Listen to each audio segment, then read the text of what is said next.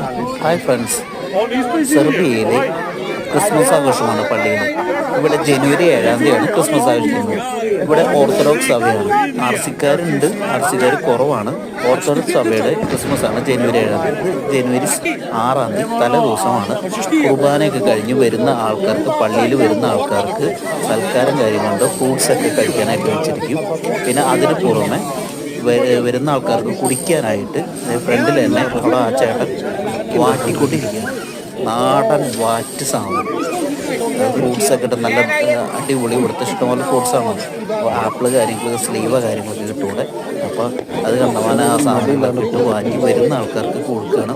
ഇവിടെ റെക്കിയ എന്നാണ് പറയുക, സെർബിയയിൽ റെക്കിയ എന്നാണ് പറയുക.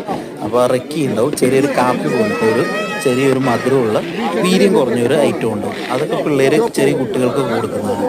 അപ്പോൾ ഒരുവിധം കുടിയന്മാരും കുടിക്കാത്തവരും എല്ലാവരും ഇവിടെ എത്തുകയും ചെയ്യും.